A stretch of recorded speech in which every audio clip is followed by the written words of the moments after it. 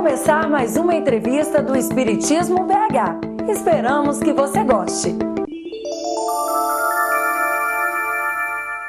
José Arthur, bem-vindo ao Espiritismo BH. Muito obrigado, Marcelo.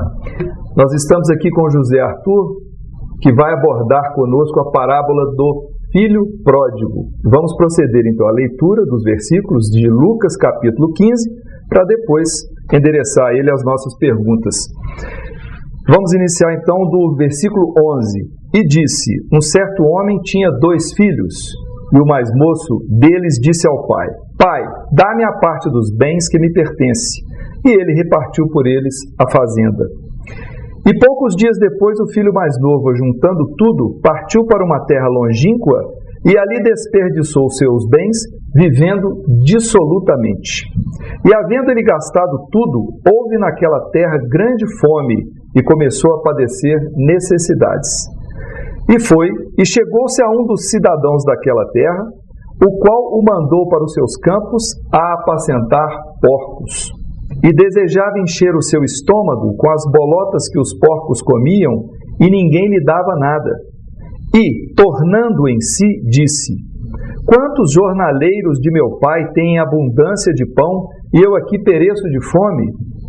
Levantar-me-ei, e irei ter com meu pai, e dir-lhe-ei: Pai, pequei contra o céu e perante ti. Já não sou digno de ser chamado teu filho, faze-me como um dos teus jornaleiros. E levantando-se foi para seu pai, e quando estava longe, viu-o seu pai, e se moveu de íntima compaixão, e correndo, lançou-se-lhe ao pescoço e o beijou. E o filho lhe disse: Pai, pequei contra o céu e perante ti, e já não sou digno de ser chamado seu filho. Mas o pai disse aos seus servos: trazei depressa a melhor roupa e vestilho, e ponde-lhe um anel na mão e alparcas nos pés. E trazei o bezerro cevado e matai-o, e comamos e alegremo-nos, porque este meu filho estava morto e reviveu, tinha-se perdido e foi achado. E começaram a alegrar-se. E o seu filho mais velho estava no campo, e quando veio e chegou perto da casa, ouviu a música e as danças. E chamando um dos servos, perguntou-lhe que era aquilo. E ele lhe disse: veio teu irmão, e teu pai matou o bezerro cevado, porque o recebeu são e salvo. Mas ele se indignou e não queria entrar. E saindo o pai estava com ele. Mas respondendo ele, disse ao pai: eis que te sirvo há tantos anos, sem nunca transgredir o teu mandamento, e nunca me deste um cabrito para alegrar-me com os meus amigos? Vindo, porém, este teu filho, que desperdiçou os teus bens com as meretrizes, mataste-lhe o bezerro cevado. E ele lhe disse: filho, tu sempre estás comigo, e todas as minhas coisas são tuas. Mas era justo alegrarmos-nos e folgarmos, porque este teu irmão estava morto e reviveu, e tinha-se perdido e achou-se. Bem, José Arthur, uma leitura longa, mas necessária para aqueles que não estão com texto para acompanhar. Muito bem. Quem pede sua parte na fortuna do pai é o mais moço, que tinha direito por lei a 1/3 dos bens. Não parece um gesto sem qualquer amor ou piedade filial? Marcelo, na verdade, a questão do filho mais jovem que pede a parte da herança é uma questão que nós devemos analisar sob um ponto de vista evolucionista, porque esse filho mais jovem que pede essa parte na fazenda, somos todos nós nesse processo de ida e vinda ao mundo espiritual, ida e vinda ao plano físico, muitas vezes sem grande sucesso no nosso empreendimento. Mas o que é o filho mais jovem? Por que ele faz isso? É, na verdade, uma criatura que em determinadas etapas da evolução, ele ainda não realizou, não conseguiu a conquista necessária. É uma experiência que ele precisa fazer. Na verdade, essa criatura inexperiente, de modo geral, ela erra muito antes de conseguir os seus acertos. Esse método de vir ao mundo físico, cheio de promessas, cheio de propostas idealizadoras, de propostas de realização, ela é endossada pelo plano espiritual. O que acontece é que essa criatura, dado ao esquecimento da vida anterior, vindo apenas com certas aptidões, certas lembranças, ele tende a repetir, na verdade, as mesmas falhas anteriores. Esse processo, ele se repete, Marcelo, muitas vezes nas nossas existências passadas. Nós vimos com determinadas propostas, chegamos aqui, aumentamos às vezes os nossos débitos, não conseguimos ainda realizar as nossas edificações. Então, o que é esse filho mais jovem que se afasta do pai, aparentemente sem essa piedade filial? É uma criatura que se afasta do plano espiritual, que se afasta da casa da harmonia, onde lá ele tem vínculos de amizade, de afeição, que são aqueles que lhe preparam a reencarnação. E, no entanto, ele vem para um mundo de experiências, às vezes dolorosas, mas necessárias. Então, a questão da fazenda, dos recursos financeiros, o que é isso? São exatamente os recursos reencarnatórios que nós viremos, na verdade, com eles, completamente equipados, Marcelo, com todos os recursos para a vitória. E o que nós temos feito com esses recursos? Na verdade, malbaratamos os recursos. E é por essa razão que esse sendal que a gente percorre no plano físico é geralmente repleto de sofrimentos, de angústias, de desesperação às vezes. O que o filho mais jovem faz é exatamente isso. Ele precisa, para a sua reencarnação, de ter uma família, talvez recurso financeiro, talvez melhor aquinhoado na aparência física, quem sabe até na inteligência. E são esses dons que a espiritualidade lhe concede para que ele possa então realizar o feito. Mas ele abusa. Se ele é inteligente, ele conquista com palavras sagazes e forma grupos e contestadores. Se ele é bonito, ele seduz, ele encanta e ele muitas vezes provoca a perturbação nos lares aos quais ele tem acesso. Então, o recurso financeiro que normalmente poderia ajudá-lo a se estabilizar, a lhe dar tranquilidade, ou até mesmo criar empresas, Marcelo, dando o pão do salário ao trabalhador, ele usa, na verdade, para exercer poder, para influenciar, para conquistar e ganhar. Então, esses são de fato os recursos malbaratados pelo filho pródigo. Eu estou percebendo, só para a gente situar a sua interpretação, que é uma parábola, né, que nós estamos vendo, estamos analisando, mas você já está logo no início dando uma conotação interpretativa do simbolismo da passagem, porque muitas vezes a pessoa lê e preocupa-se muito com a parte literal do texto, verdade, né? O filho vai lá, pega o dinheiro, vai embora, mas você fez toda uma colocação simbólica, interpretativa no sentido figurado. É verdade. É porque, na verdade, essa parábola, ela tem, a exemplo de muitas outras parábolas, ensinamentos que eles são oportunos e compreensíveis no momento em que Jesus as traz. Que Jesus, ele tinha esse senso da oportunidade e a visão imensa do futuro. Então, ele trazia ensinamentos que atenderiam aqueles que ouviam naquele momento. Mas aí é que está o grande segredo das parábolas de Jesus. São ensinamentos que estão sempre sendo atualizados. E à medida que o homem avança no seu conhecimento, na sua edificação espiritual, ele consegue perceber as nuances, os detalhes, e que na verdade deixam de ser nuances, passam a ser aspectos importantes da parábola. A exemplo, Marcelo, disso que você está questionando, eu gostaria de trazer um pequeno texto de André Luiz, do livro Os Mensageiros, em que ele mostra essa face reveladora para o futuro das mensagens das parábolas de Jesus. André Luiz diz assim: enquanto o espírito do homem se engolfa em cálculos e raciocínios, os evangelhos de Jesus não lhe parecem mais do que repositórios de conhecimentos comuns. Mas quando este homem adquire os sentimentos superiores, ele descobre que as lições do mestre têm vida própria e revelam expressões desconhecidas da sua inteligência. Me parece, Marcelo, que nessa passagem do André Luiz, ele está nos mostrando que toda a parábola de Jesus, na verdade, se bem estudada, quando a criatura já está numa caminhada de busca sincera, ele consegue perceber ali roteiros extraordinários para suas conquistas, até mesmo para suas dificuldades. O afastar-se do pai para esbanjar sua parte na fortuna tem a ver com o livre arbítrio do filho mais moço? E qual seria o simbolismo nessa decisão desse filho? Perfeitamente. Tem a ver com o livre-arbítrio, assim como a criatura no mundo espiritual, ela não somente, ela às vezes se recusa a reencarnar por longos períodos, como em outras circunstâncias ela apenas vem ao plano físico porque são contingentes as necessidades. Agora, outras criaturas, outras entidades espirituais, outros companheiros reencarnados necessitam da presença daquele companheiro. Nesse momento, o livre-arbítrio dele, apenas nesse momento, ele é, vamos dizer assim, caçado, ele é constrangido, ele é diminuído, porque enquanto você está no mundo espiritual, você está colhendo o que você semeou.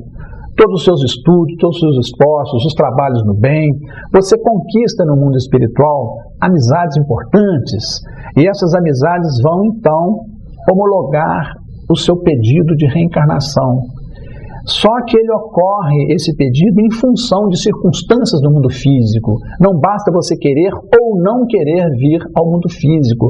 É necessário que uma série de variáveis tenham sido analisadas, que elas tenham sido contempladas e ajustadas para que a sua reencarnação se dê no local e no momento certo, Marcelo. José Arthur, por favor, comente agora sobre esses momentos difíceis pelos quais passa o filho esbanjador. Sim. Quando ele vem à Terra, na sua reencarnação, na verdade, nós já começamos a perceber que esse simbolismo de um país distante, ou seja, um local longe das simpatias, das afeições, um local longe da supervisão direta do pai, vamos dizer assim, essa criatura, então, se esquecendo das propostas, ele comete os seus erros. Muitas vezes são erros graves. E como nós sabemos pela lei de causa e efeito, que todo erro traz sua consequência cedo ou tarde. Como esse processo nós estamos analisando de reencarnações sucessivas, nós já estamos num ponto em que essa criatura, na verdade, está repetindo erros. Então agora, diante de erros repetidos, conscientemente, ele passa a enfrentar dificuldades. Muitas vezes a criatura vem com o propósito, por exemplo, de não fumar. No entanto, chega aqui, ele no ambiente em que ele se encontra, ele logo adquire o hábito de fumar, e como ele já tem o seu perispírito, as marcas do vício do hábito anterior, ele já está predisposto agora a lesar então esse perispírito, está predisposto agora a doenças físicas de fato. Então as consequências das ações desse jovem nesse país distante são de fato leis de causa e efeito, são as leis de causa e efeito. E nem sequer comida de porcos ele teve direito a receber. É verdade. As alfarrobas dos porcos, a gente há em princípio de imaginar o seguinte: se ele era o tratador dos porcos, por que ele não tinha o direito de comer das alfarrobas? Na verdade, ele era tratador dos porcos apenas, mas, digamos assim, um processo de almoxarifado, qualquer coisa, um controlador dos alimentos, era ele que distribuíam os alimentos. Então ele, na verdade, apenas apacentava porcos, ele não estava no processo de alimentar os animais, ele apacentava os porcos. O que acontece é que existe nessa passagem das alfarrobas um simbolismo importante, que é aquele que mostra que a criatura, às vezes, ela descai tanto nos seus padrões morais, que ela chega a se nivelar, vamos dizer assim, a esses animais. É a mais baixa condição moral que o espírito humano alcança, é essa de, primeiro, ter a necessidade de um alimento mais grosseiro para o seu espírito e para o seu corpo. E nesse momento, a misericórdia de Deus atua de uma forma extraordinária, porque lhe foram negadas as alfarrobas dos porcos.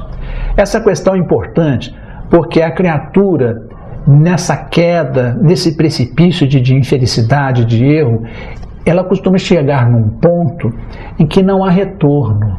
Por si mesma, ela não consegue mais reaver aquele roteiro de edificação, nem arrependimento mais ela consegue ter, porque ela se revolta. O grande problema das quedas espirituais, ele se encontra nas revoltas da criatura. Às vezes sofrendo muito, no processo de desesperação, ainda assim essa criatura não se arrepende. Pelo contrário, ela se revolta contra as leis. Ao se revoltar, então sim, ela se precipita nos abismos das trevas.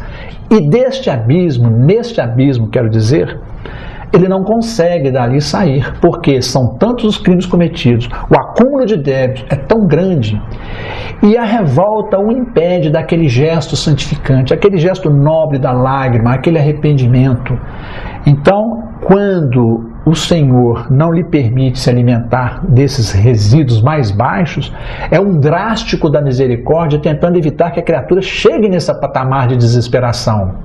Mas isso não significa que a criatura, ainda respeitado o seu livre-arbítrio, ele não possa se precipitar. Veja bem, no caso das alfarrobas dos porcos, de fato lhe foram negadas, mas ele poderia roubar, ele poderia ser violento, ele poderia usar de outras alternativas.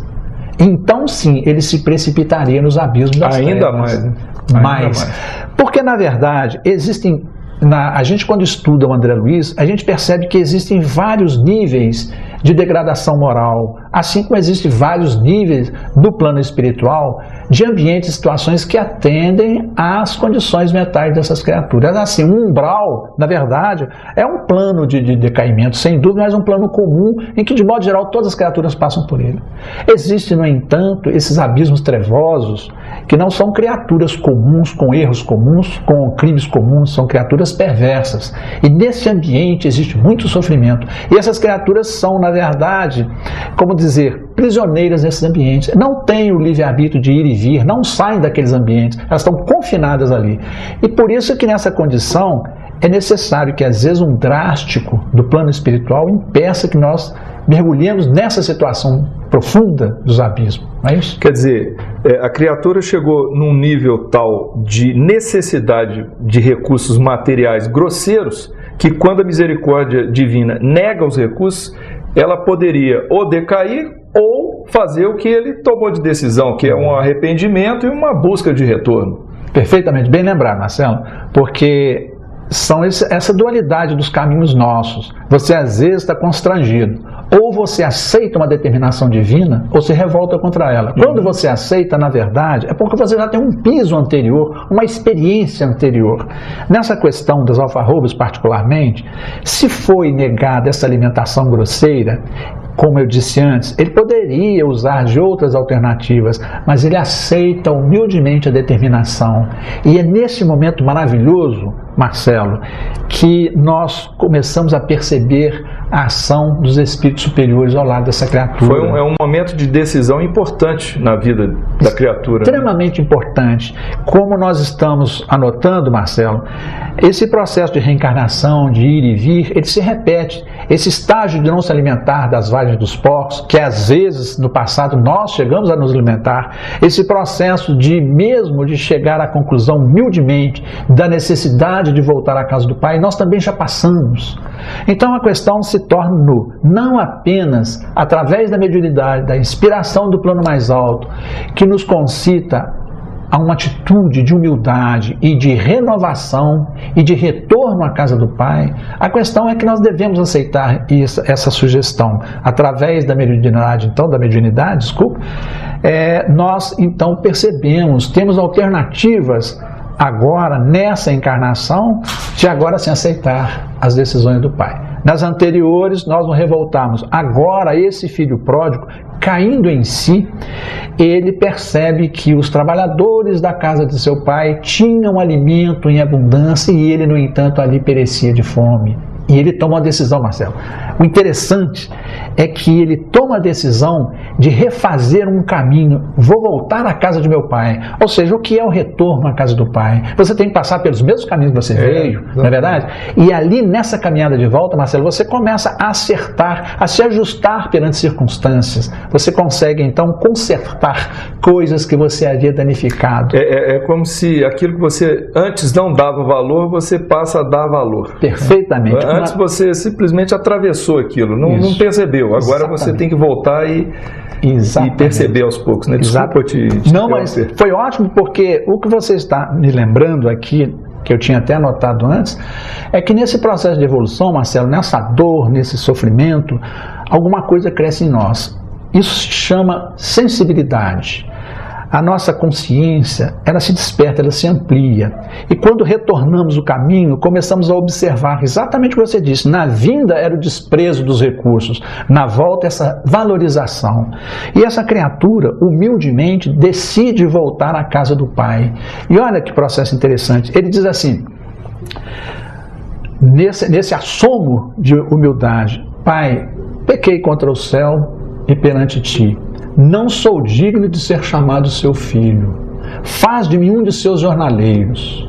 O jornaleiro aí significa os servos, né? Isso, o trabalhador. Trabalhava por jornada, né? Ele ganhava praticamente como se fosse por jornada por dia. Ou seja, ele não se sente digno de retornar na condição de filho. Ele nem pede isso, ele pede como um jornaleiro, quer dizer, um ato de humildade.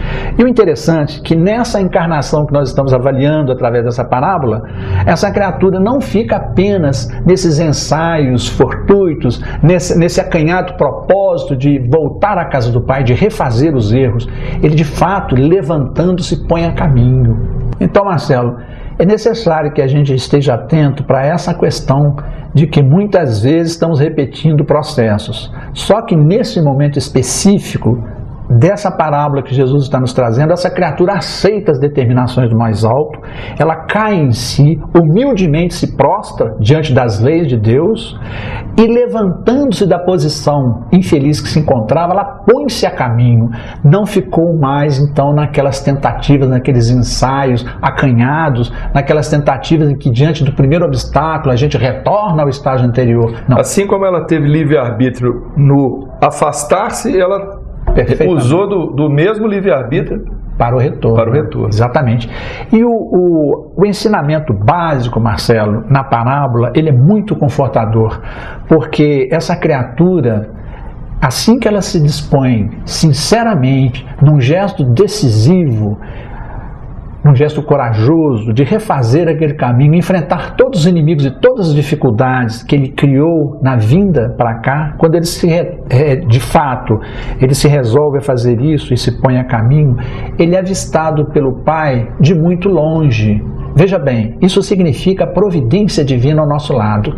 Se ele se levanta e se põe a caminho, o Pai o avista de muito longe. É o que aconteceu na parábola, quer dizer, antes dele aproximar da casa, o Pai já tinha percebido a aproximação. Exatamente. Dele. Veja, que aspecto interessante, tem esse finalzinho da parábola, ele é extremamente interessante. Marcelo, se o Pai o viu, é porque o Pai estava atento aos seus esforços, às suas dores, ele estava debaixo da supervisão do Pai, do plano espiritual então, não é verdade?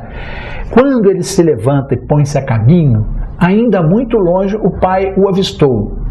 E o que o Pai fez, Marcelo? O Pai vem correndo. O Pai não o avistou e veio ao encontro dele. O Pai o avistou e veio correndo ao encontro desse seu filho. Isso era uma das questões que eu ia lhe fazer.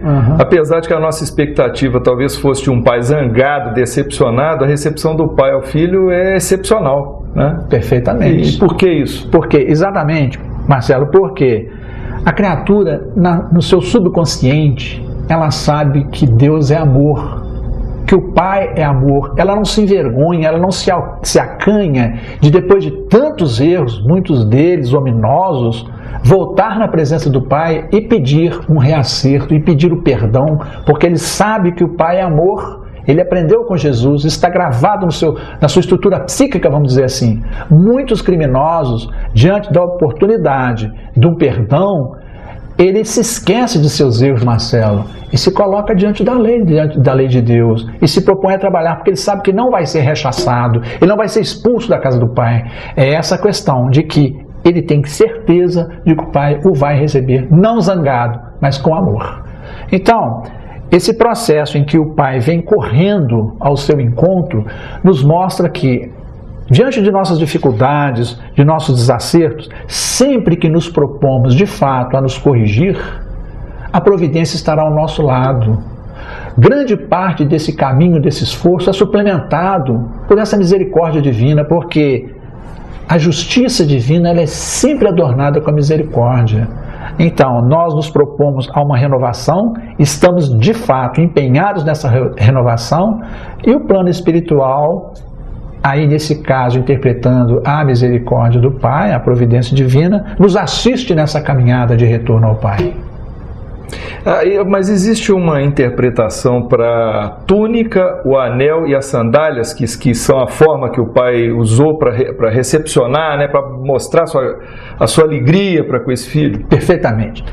Na verdade, Marcelo, o que a gente conseguiu ao longo do tempo, nas nossas sucessivas encarnações, nas nossas experiências, foi aprender que não existe na casa do Pai acepção, ou seja, não existe o filho mais jovem, o filho mais velho, o mais belo, o mais inteligente. Somos todos filhos de Deus. E quando nós, de fato, retornamos à casa do Pai e Ele nos confere o anel da autoridade, a sandália do suporte e da sustentação, a túnica que nos aquece e que nos ampara, na verdade o que a gente depreende dessa passagem é que não existe acepção. No momento em que você se humilhou, reparou os seus erros, pediu perdão, você na casa do Pai é como um filho como nunca tivesse saído. Por isso que você retorna toda a sua autoridade, que é representada pelo anel, pela sandália e pela túnica. Não existe acepção entre os que estão na casa do Pai. Então vamos falar um pouco agora sobre o irmão mais velho. Porque o mestre de início aponta a existência de um outro filho, aparentemente com pouca relevância para o ensinamento principal. É porque o mestre, ao nos trazer essa parábola, esse ensinamento, quando ele coloca como dois protagonistas principais, um filho mais novo e um filho mais velho, quando nós sabemos que, na verdade, as humanidades necessitadas das reencarnações são inúmeras, são quase infinitas, significa que um filho mais novo e um filho mais velho deve ter um simbolismo especial.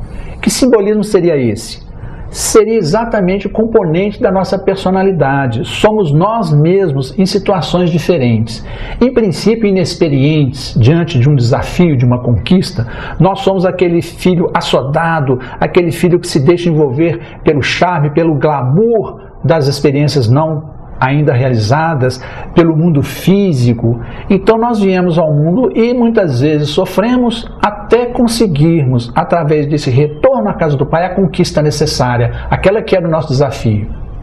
Esse é o filho jovem, o filho mais novo, que conseguiu agora, na verdade, realizar o seu objetivo. E o filho mais velho é esse nosso componente ainda nesse processo reencarnatório, que após a conquista sofrida e dolorosa, quando encontramos um companheiro inexperiente, um outro irmão, um outro filho pródigo, no estágio anterior da evolução que nós nos encontrávamos, nós simplesmente criticamos, não aceitamos e somos descaridosos. Ou seja, o irmão mais velho, a atitude dele é a atitude da crítica, da não aceitação, porque ele está vendo o erro do irmão, mas ele, na verdade, não se reconhece como uma criatura que também já errou.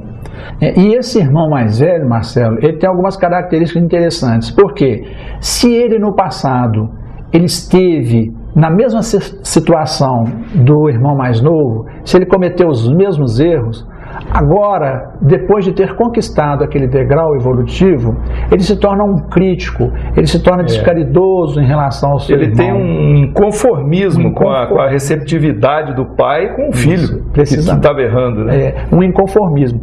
Porque esse irmão mais velho, ele se revolta porque ele, na verdade, ele não é um espírito ainda totalmente burilado nas suas conquistas.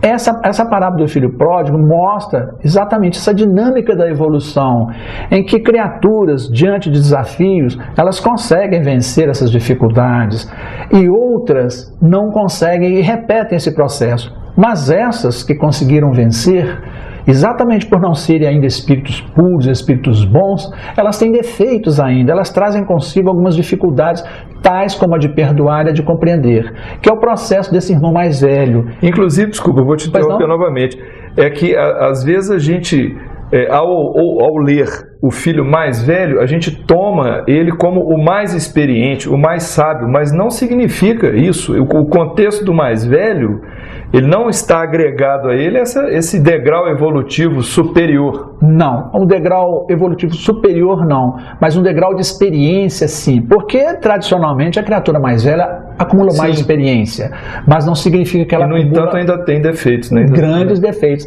A prova está na atitude dele quando o seu irmão mais novo retorna daquelas dificuldades, ele não aceita. Então, está mostrando realmente que essa criatura, esse irmão mais velho, ele não ainda percorreu todos os caminhos da evolução. É uma criatura com dificuldades ainda, embora já tenha conquistado aquilo que o seu irmão mais novo ainda não tinha conquistado. E por isso ele se torna crítico. Vou te dar um exemplo. Marcelo, às vezes a gente está no trânsito e, diante de um sinal fechado, ninguém passando, carro nenhum, altas horas da noite, a gente fica ali parado porque é a lei. A gente aceita essa determinação da lei. E de repente você vê um carro passando e vai embora.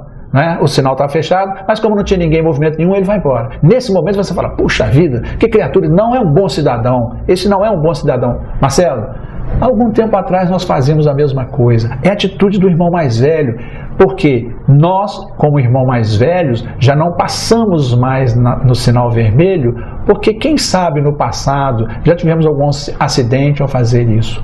Ou alguém nos ensinou que isso não é correto e nós aceitamos, aprendemos isso. Aquele nosso companheiro simplesmente não passou por essa experiência ainda, mas nós já estamos criticando. Não é a atitude do irmão mais velho, Marcelo? Exatamente.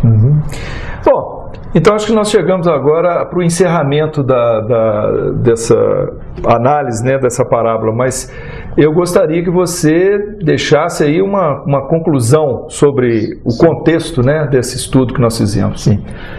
Nós vemos então, esse irmão mais velho, ele, vamos dizer que ele não aceita as determinações do pai quando recebe e faz a festa para o seu filho. Nesse ponto, Jesus nos traz um ensinamento muito interessante. Por que a festa para esse irmão mais jovem, se ele não tinha feito festa para o irmão mais velho? Na verdade, as palavras do irmão mais velho é que afirmam que ele não tinha feito festa. Tanto que ele diz assim, pai, eu sempre trabalhei... Não, ele diz, desculpe Marcelo, ele diz, pai, há muito tempo eu te sirvo. Ele não diz, há sempre eu te sirvo, ele diz, há muito tempo eu te sirvo. Significa que no subconsciente ele sabe que já esteve longe da casa do pai. Mas ele diz ainda, e tu nunca mataste um cabrito cevado para que eu festejasse com os meus amigos. Ou seja, na verdade, ele está se recordando apenas daquela existência dele trabalhando junto do pai. Ele não se recorda das vezes passadas. E esse filho mais novo, por que a festa então? A festa, Marcelo, é porque no nosso passado, desde o primitivismo da nossa alma, da nossa evolução, nós temos cometido crimes, Marcelo, terríveis, crimes horrorosos. Por que eu afianço isso com essa certeza? Porque se a gente olha no jornal e vê na literatura espírita mesmo, esses crimes acontecendo, nós não somos diferentes de ninguém. Fomos todos criados simples e ignorantes. Se alguém fez, nós também podemos ter feito no passado. Ou seja, se nós temos um histórico sangrento da humanidade, muitas vezes nós desempenhamos papéis importantes nessa história de sangue e de guerras. Esses crimes que hoje a gente considera abomináveis, muitos deles estão no nosso repertório no passado. Essa criatura, quando agora, com essa noção de evangelho e de moral, ela já não mais compactua com os crimes, ela consegue alijar de si a maldade, a perversidade. Daqui para frente, a sua caminhada é agora uma caminhada em que ele está adquirindo valores, ele está consolidando virtudes, não mais num processo expiatório intenso do passado, em que ele continua trazendo consigo esses defeitos da alma, esses crimes, essas perversidades. Agora não, ele apenas soma na sua personalidade espiritual valores. Então ele deixa de ser aquele criminoso, aquela criatura que estava sempre do outro lado da balança na questão da justiça. Ele agora está somando. Por isso a festa no céu. Como diz a passagem bíblica, na verdade, há mais alegria no céu por um pecador convertido do que por 99 que ali se encontram. Na verdade, esses 99 já foram pecadores, já tiveram a festa no céu. Ao deixar a maldade, a perversidade, ao alijar isso da sua personalidade e começar agora sim a buscar virtudes e valores, daí a grande alegria dos cômplices espirituais, dos seus mentores, dos sustores. É por isso, Marcelo, que o Pai se alegra. E nessa passagem a gente pode notar que ele diz o seguinte: comamos e regozijemos. Ou seja, ele vai participar da festa, mas é muito difícil a gente imaginar o Pai, na verdade, comendo e regozijando, exceto se os valores alcançados por essa criatura realmente sejam definitivos. Haverá então alegria no céu. Que os valores são esses? Exatamente você alijar da sua personalidade o crime, a malvadeza consciente, vamos dizer assim, e se tornar agora uma criatura nos caminhos do Evangelho e da virtude. Então justifica-se sim essa festa no céu, a participação do Pai com todos os servos, Marcelo. Muito bem, nós tivemos aqui então a participação proveitosa do nosso José Arthur, agradecemos a colaboração. Eu que agradeço, Marcelo. E que você retorne em breve. Sempre à sua disposição, Marcelo. Muito obrigado. Então, o que achou desta entrevista? Dê a sua opinião acessando o Fale Conosco. Até breve!